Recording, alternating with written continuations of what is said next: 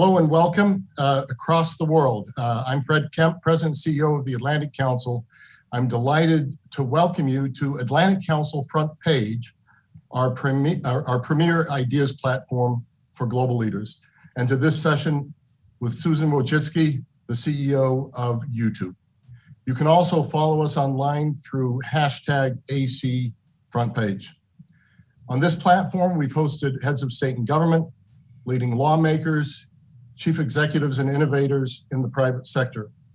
President Macron of France recently spoke to our global audience, and tomorrow we'll host Malala Yousafzai, the Pakistani human rights activist and Nobel Prize laureate.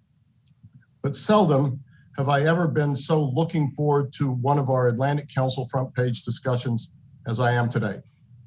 And that's not just because Susan has been a leader in the tech industry for more than 20 years, or that she runs the leading video first platform in the world with 2 billion users.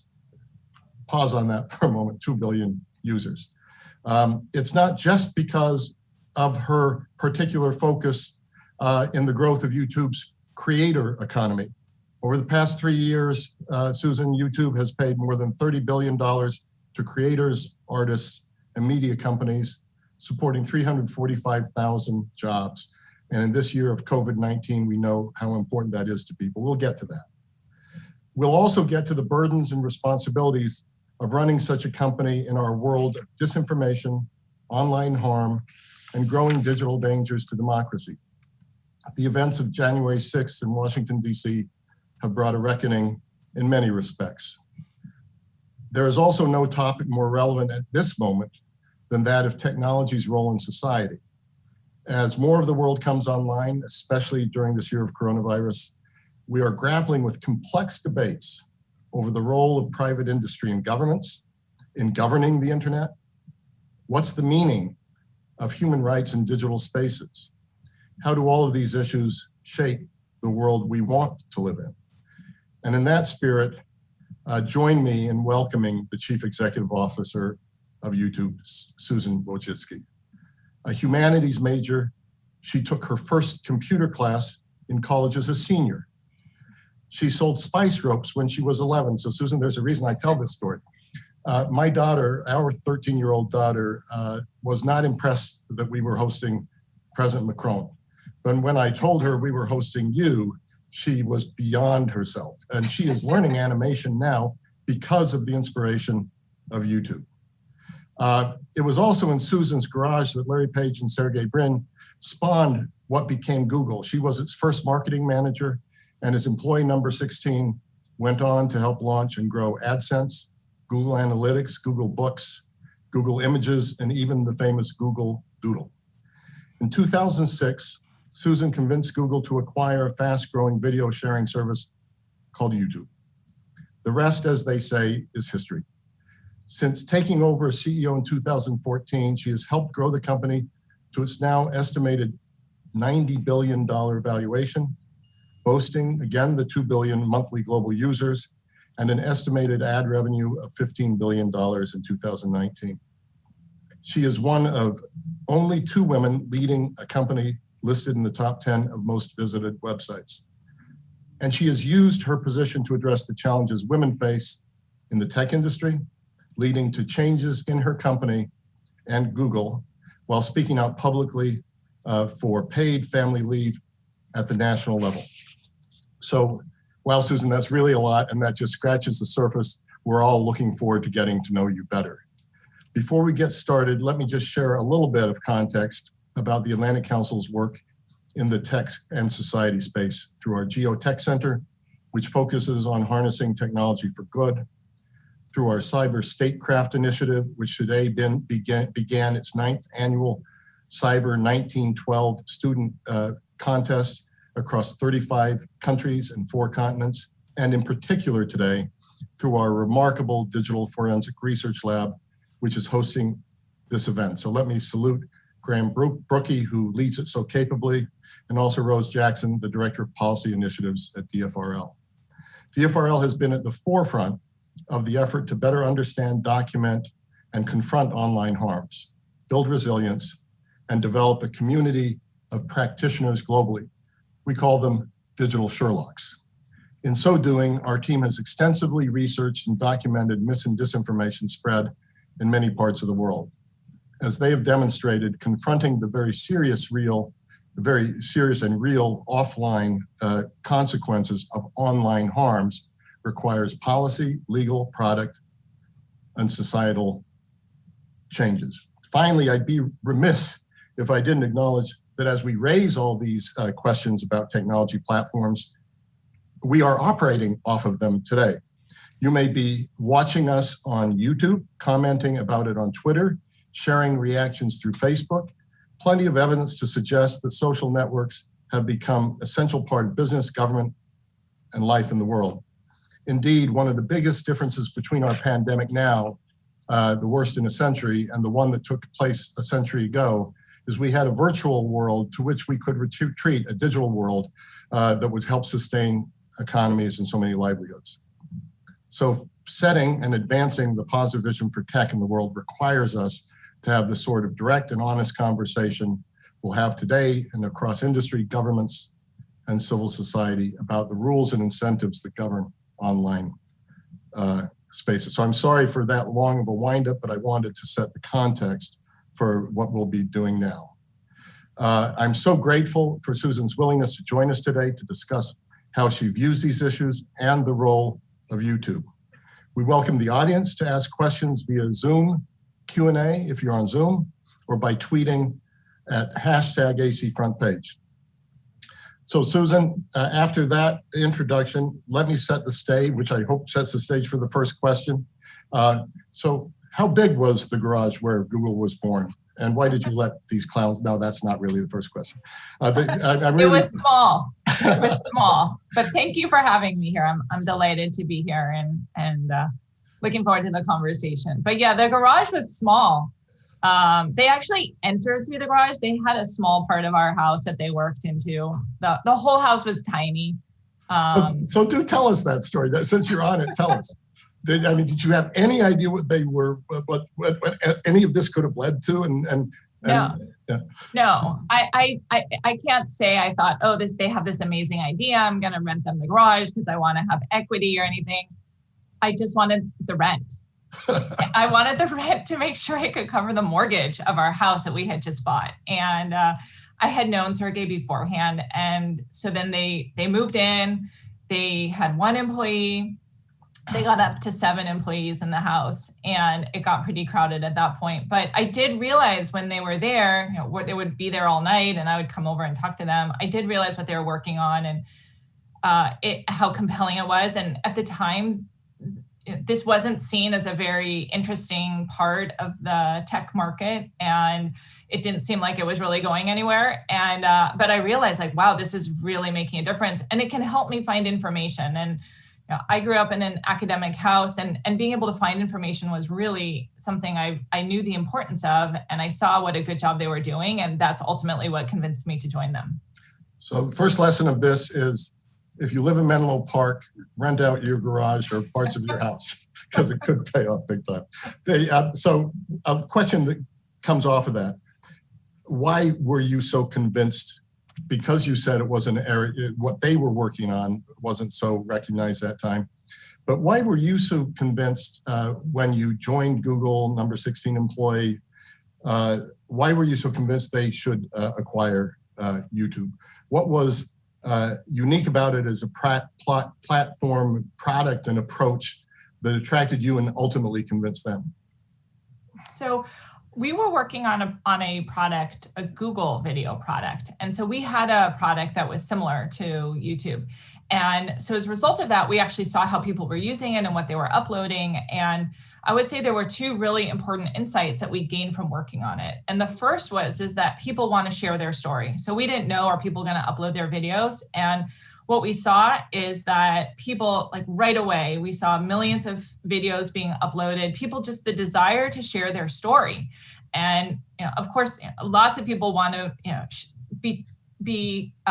become famous or talk about what was important to them. But then there was this question of, does everyone want to hear from everyday people about what's meaningful to them or about their hobby? And And what we saw is that they do. And there was actually a video I remember in particular that really cemented that for me, which was of these two students in their dorm room. Their roommate is in the background doing homework, and they sing this song to the Backstreet Boys. And it's so funny. And that was really the first big hit that we had. And I just realized, wow, you can have hits here in user-generated content.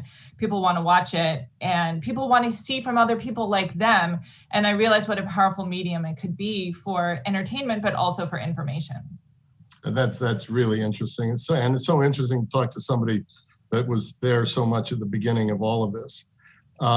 Which gets to my next question, which is, I think we all saw promise in the internet. We all saw promise in things like Google and YouTube and Twitter.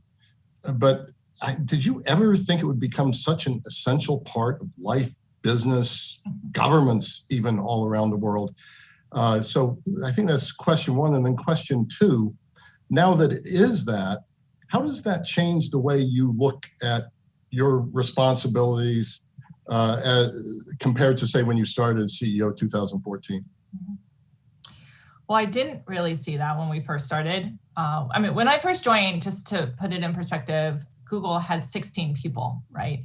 And I was employee 16. And I did see the promise right away of information and the way people were writing to us and discovering new places to go, or new doctors, or new treatments, or new information, new songs, new music. I saw that up front, but I couldn't have anticipated how it was going to grow into the platform that it is today. And again, it's been over 20 years. I think most people, it's hard to see 20 years into the future and predict what that's going to be. So, I mean, it's hard for us now, right, to think like, what's technology going to be in 2040?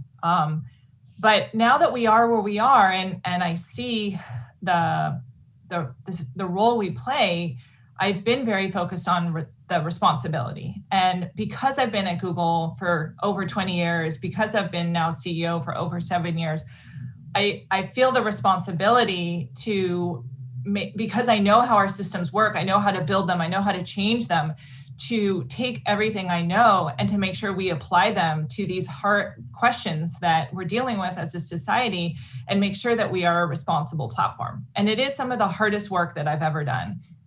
But I also know that the combination of consulting with experts, talking with policymakers, and being able to translate that into what are the right policies and products for YouTube and for Google, I know that we can do that, and we're on a journey to do that. But we've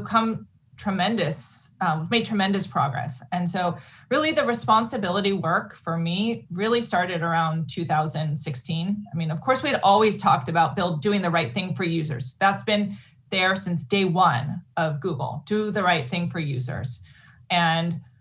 But in 2016, we really started talking about responsibility and the role that we played. And I can answer more questions about that, because that's a complex area. What is the right thing to do? What is responsibility? And what does that mean for a platform that is global and deals with so many hard issues?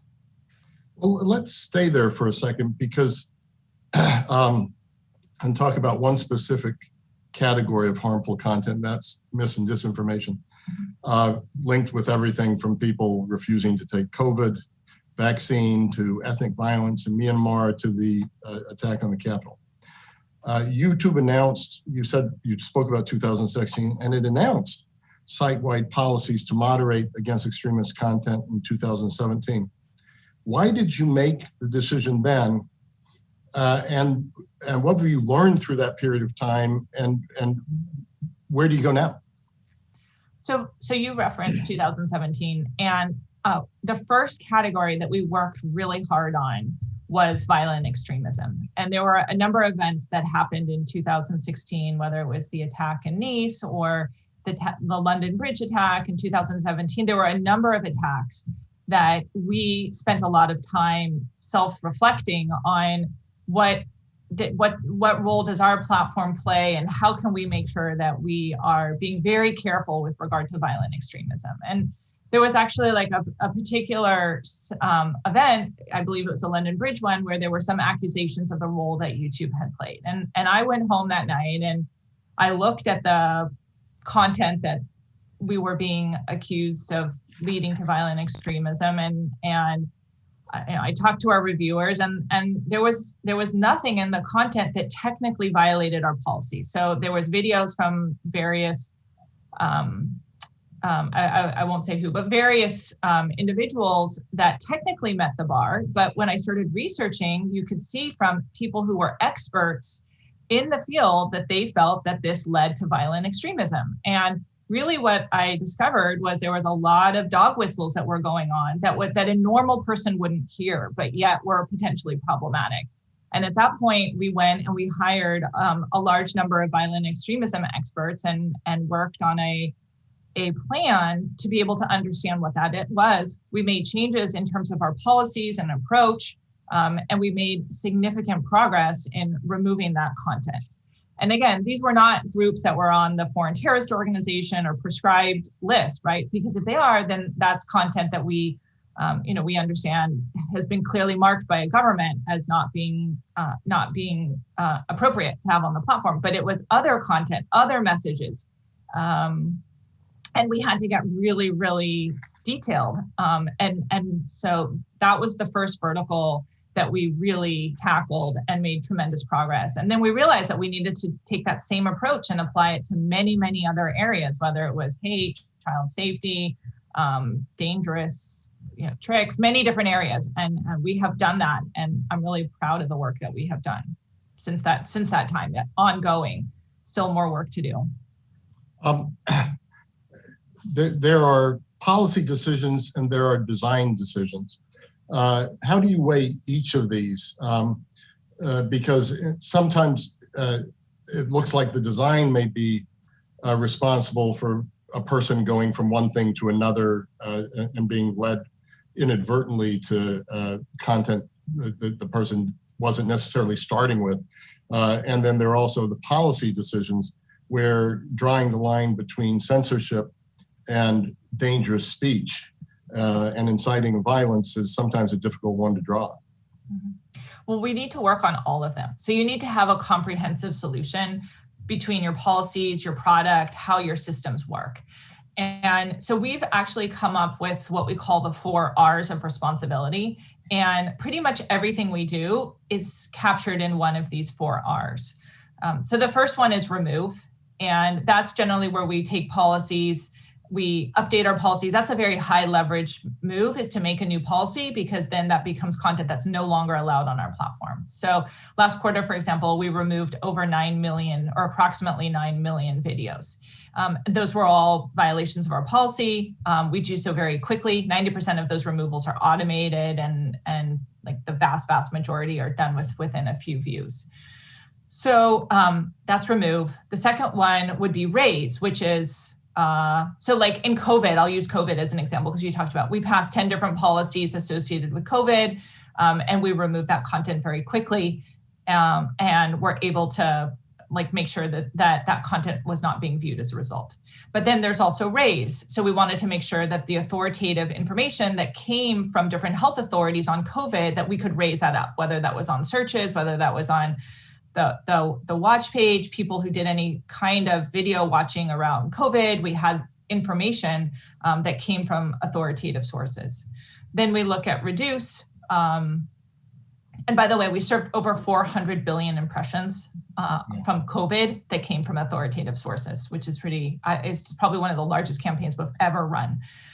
Then there's reduce, which is content that technically meets the spirit of or technically meets the letter of the policy, but doesn't really meet the spirit, or is very low quality content. And like aliens are in my backyard, or aliens caused COVID, right? Like we're not going to, that's not content we're going to promote. So that's under the reduce, meaning it's not content we're going to recommend. And then lastly, reward, how we handle and work with our advertisers, because once you enable monetization of content, then that creates an environment where there's more and more of that content created. So saying that you're not going to monetize it reduces any incentive to create that content.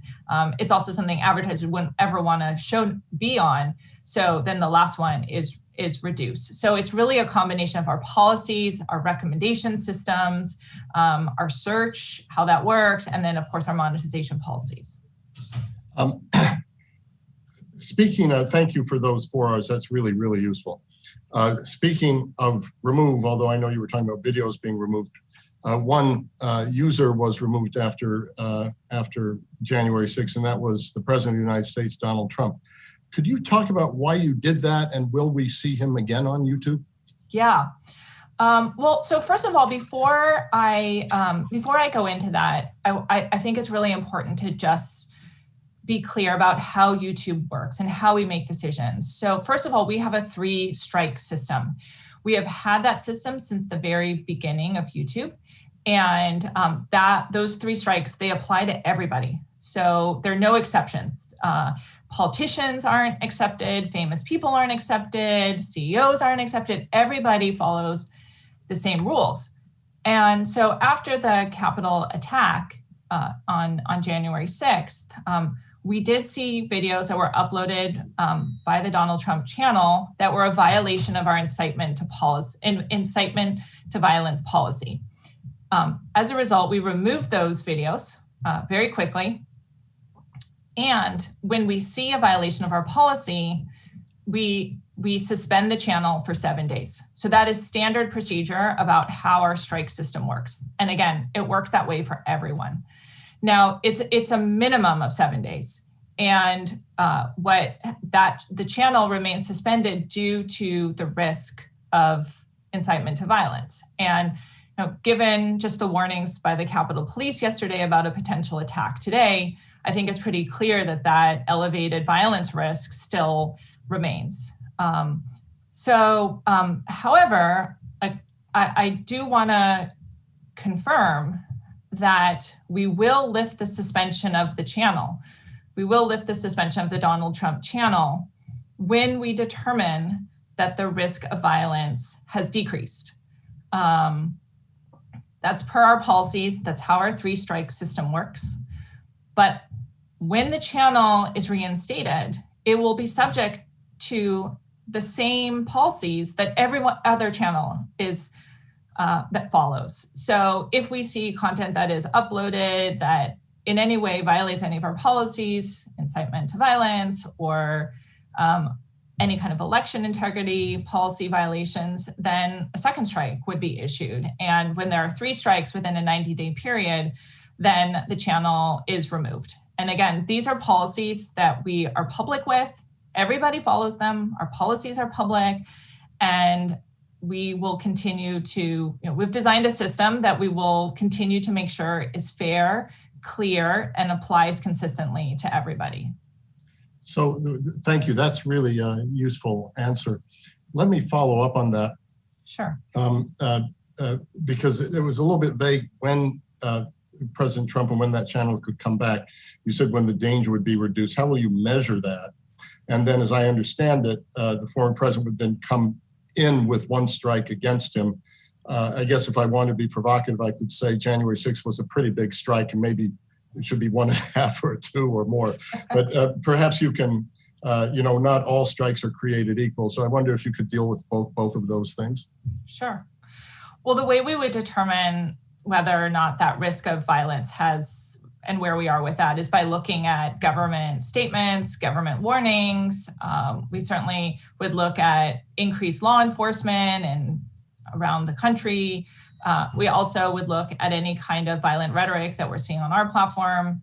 We have an intelligence desk where we look and try to understand everything, get ahead of what's happening on our platform. So those are all different signals that we would look at. And where we stand today, it's hard for me to say when that's going to be, but it's pretty clear that right now where we stand, that there still is that elevated risk of violence.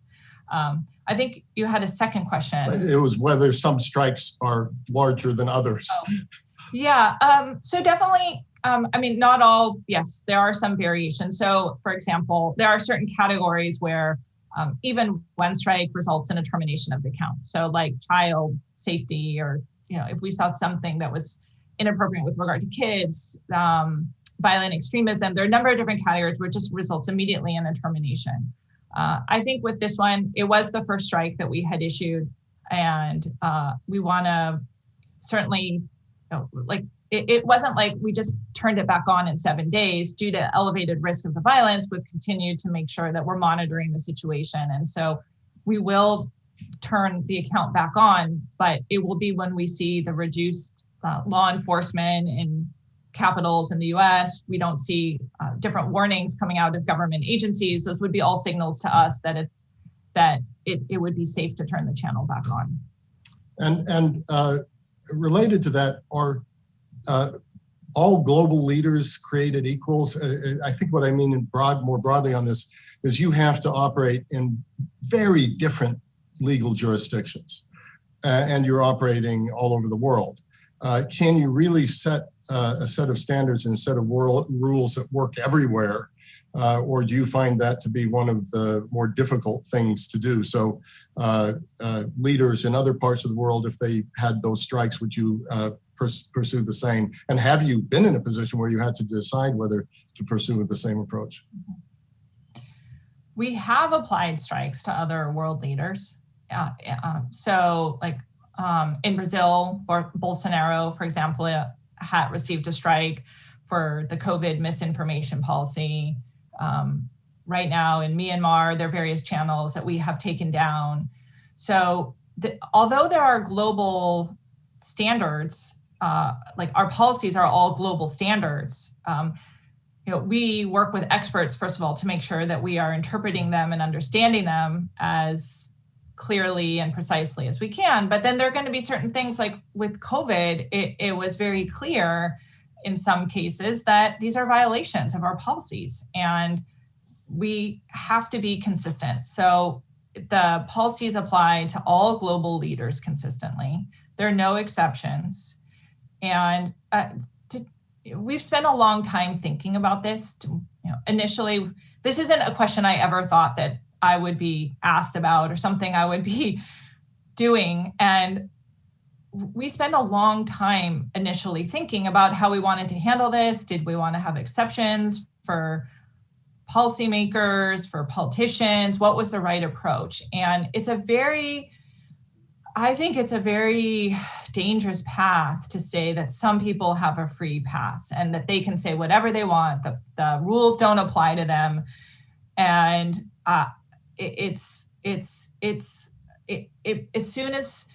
so from my experience and from looking at this and also knowing like, where do you draw the line? Like, well, what if you give a special exception to heads of state, then what about like members of Congress? What about like governors? Like, where does the line end? And what happens when those people violate some of the policies? Is that okay? Why would I give a pass to someone who's an elected official, but not to an everyday citizen? So in general, like our approach has been to have the policies apply to everybody consistently. Now, that said, when you do have an elected official and they do say something, that is also covered by all of the news organizations. And so it will most likely be re-uploaded to YouTube, but there will be context around it, meaning it will be uploaded by CNN, by Fox News. They will cover what that politician said, but they will give context around it. And so for that reason, we have an educational, documentary, scientific, artistic exception, EDSA. So there can be content that is uploaded that way. So people would still know what the politician said. It's just that it would be given the context by a journalist, by a news organization, as opposed to just the direct words of the politician. Susan, I know all of these things you could probably answer in hour-long answers because you know so much about it. So thank you so much for these really brief, but also very focused and informative answers. One question from our audience. I've got a couple lined up here. Sure. But one question, probably the last question on this issue. Sure. Did Trump not spread things like COVID-19 misinformation before January 6th and electoral fraud misinformation? Did he have no strikes before January 6th? This is from the audience. Yeah. So good question. So one thing I want to point out is that we did implement a policy and an enforcement starting when the states certified the election. So that was in December 9th, I believe. So we actually at that point made it very clear that you couldn't upload content that alleged that the outcome of the election was due to widespread fraud. Like you could say, hey, I saw, my neighbor committed fraud, but you couldn't say the whole election was due to widespread fraud. And starting a month before the Capitol attack, we started removing content that alleged that the outcome was due to fraud. And yes, there were a number of videos uploaded by the Donald Trump channel that were violations of that and that we did remove. So any new policy that we implement, we do have a grace period for giving strikes because we don't want it to say overnight, hey, new policy, strike, you lost your channel for 7+ days. So we have a grace period where we remove the content, but we don't issue a strike. And so many videos were uploaded that were removed, but there wasn't a strike. We are now giving strikes for that, of course, and we changed that in January. So yes, there were, and again, the Trump channel has always been subject to the same rules as everybody else. Thank you so much for that. A good question from journalist David Lynch. And Susan, I worked for the Wall Street Journal for more than 25 years, so I like this question a lot about authoritative content. Sure. I'd like to know from Susan, what kind of new tools and products for news and journalism that YouTube is working on to make sure people can see reliable news and cutting-edge visual journalism. Great question. And we're very focused on making sure that authoritative information, especially from different news organizations around the world, can be viewed, seen, and also that there's a revenue model behind it. So we actually have breaking news shelves. For example, in COVID, we've had a breaking news shelf that has been very prominent on our service, where we've highlighted news that comes from various authoritative sources. We do that every single time there is some kind of breaking news to make sure that our users are seeing news from reputable sources, which is incredibly important, both for the organizations, but also for our users to make sure that they get the facts. We also have a series of different tools and services that we do with journalists to make sure that they can use our technology to be able to easily have more video on their site. We have different monetization programs. So we will continue to invest in the work that we're doing with news organizations. And we are seeing more and more news being delivered via video. I see that as an increasingly important format, and we will continue to invest and work with news organizations on that. One other question I have here that's quite interesting, and it gets to the global nature of YouTube, and it comes from Evelyn Perez Verdilla, and she talks about the many Spanish language disinformation campaigns that one saw in the 2020 elections, denigrating candidates, calling the media enemy of the people, QAnon conspiracy theories. And her question is that since Spanish is the second most spoken language in the United States, how is YouTube focusing on this challenge? And is it equally the same as English? And I guess one could extrapolate that across the world. It's a lot of languages to deal with. Mm-hmm. So we do have policies across all those different areas. So there were a number of different subjects that you mentioned there, whether it was different election integrity. So we certainly had policies around spreading false information about candidates. And again, this was information about candidates that was like where there's a very clear answer, like where they were born, whether they're eligible to be elected, et cetera. So we do have very clear policies associated with that, but we do work in every language, and we have reviewers, we have enforcement. And that is one thing I want to point out too, is that when we roll out a new policy, we need to make sure that we can enforce that policy globally, and we can do so in all languages. And and it's not just in Spanish. We need to do that in all languages around the world, all the different Indic languages, European languages, and we have reviewers and enforcement in all of that. That said, we try to do a good job in all those languages, and it's possible that there's some languages that we have a slightly higher enforcement in, but we work incredibly hard to do all of those, and we measure our enforcement to make sure that we are at a very high level on all these different topics. So just looking at, we could go on for hours, such a great conversation, but we're going to run out of time relatively soon. I'd like to go to regulation. Sure. Regulations coming. What changes do you see on the horizon? And in general terms, what role do you think governments should play in the collective responsibility to mitigate online harms? Where does government responsibility rest? Where does YouTube and private company responsibility rest? Well, I see that regulation is here.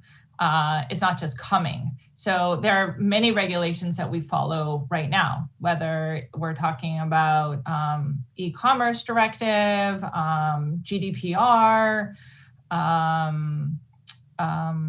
NetDZ. I mean, there are many, many regulations across the board, copyright, and we do follow all local laws.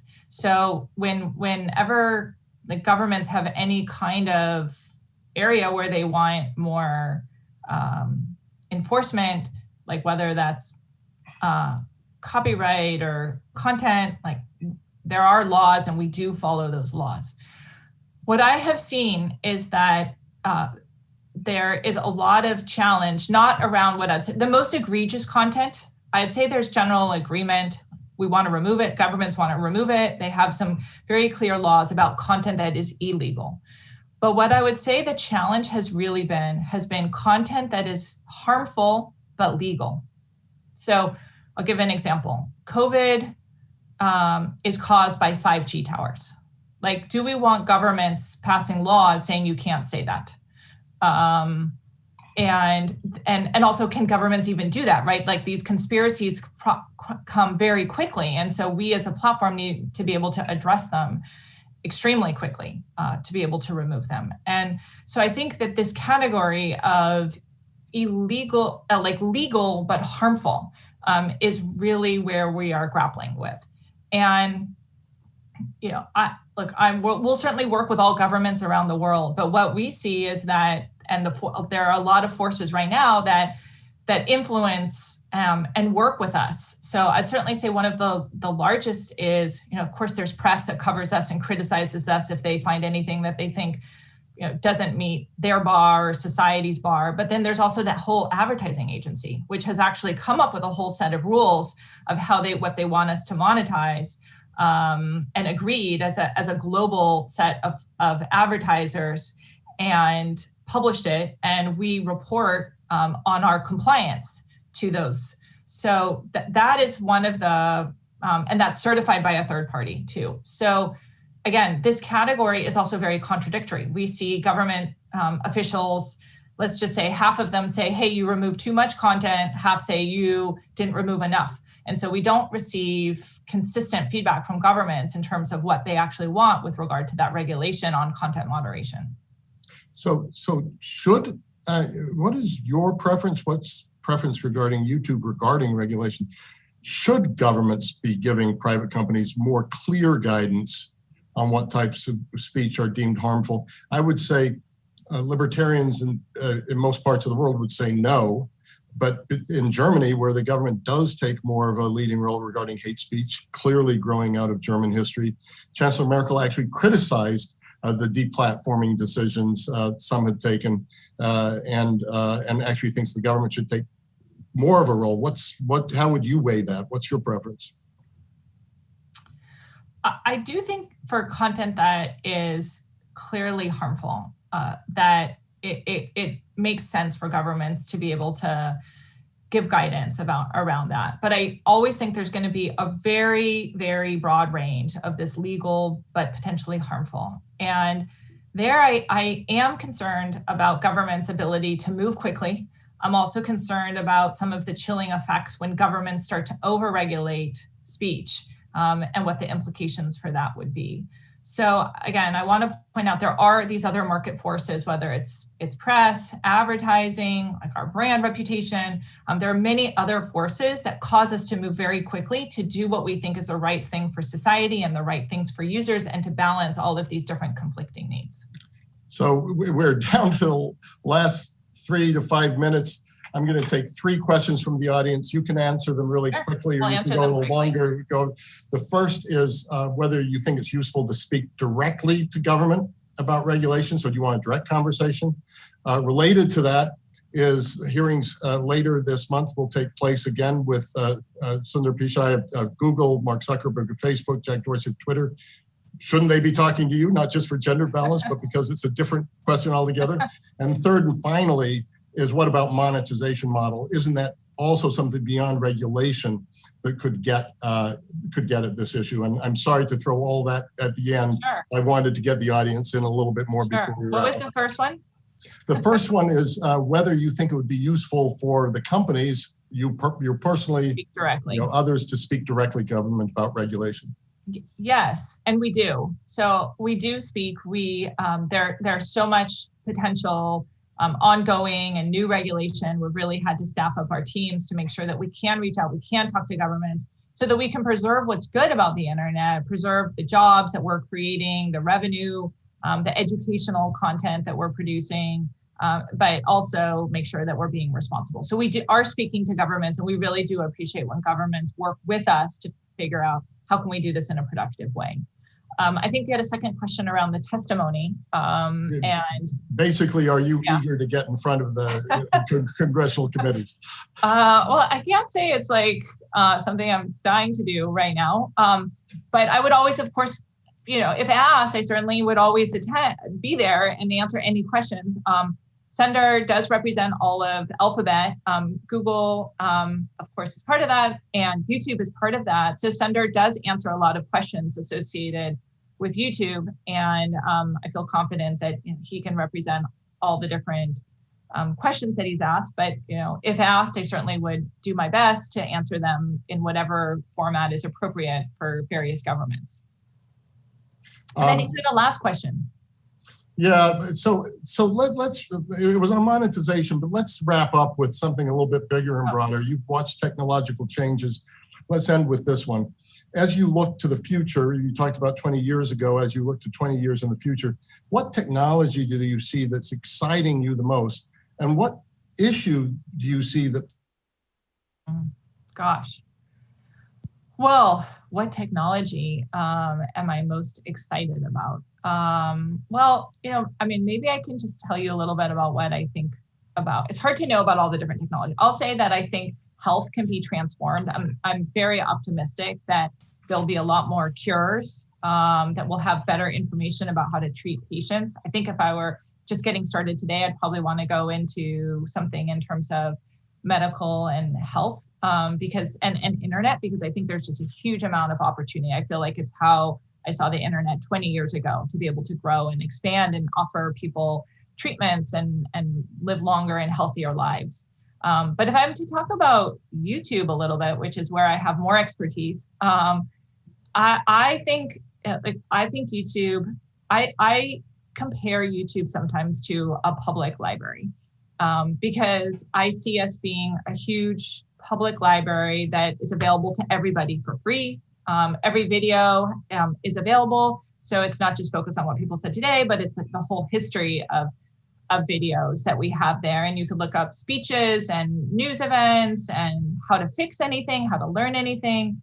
And so part of my goal is to continue to grow that library to be an even more essential, important, useful for our users resource, and to be able to enable the next generation of storytellers. So we see storytellers coming who otherwise never would have had a voice, never would have been able to tell their story, never be able to share their craft or their music or their passion, or talk about issues that we didn't used to talk about. Like, we didn't used to talk about mental health. There weren't a lot of topics to talk about all different kinds of hair, or talk about so many different types of music. We just didn't have those resources, and to have that all be available and to bring millions of more storytellers and bring them from places we didn't necessarily have them. Like, we don't have a lot of storytellers right now that we're hearing from who come from various African countries or Asian. We're just seeing, like, it's amazing to see the growth we're seeing across Asia. But I'm very excited about new technologies on storytelling, and how we'll grow the YouTube library to be and the number of jobs and the number of storytellers to continue to enable storytelling going forward. So, Susan, I hope you'll indulge me, I promise this is Sure. the last one, but it's from the EU Ambassador Stavros Lambrinidis, and he'll probably kill me if I don't ask him. Sure, go ahead. Well, Stavros is a great friend, of course he would. But it's on authoritarianism. Sure. What about content that an authoritarian government might term legal that violates human rights? And I think an addendum to this is, there may be domestic laws in certain countries where opponents to that government, you can't give them a voice on YouTube. How do you handle that sort of local situation? Yeah. So good question. So yes, we do follow the local laws, but I would say that if we see something involving human rights or political speech in that country that is being suppressed, then that's content that we do leave up on the platform.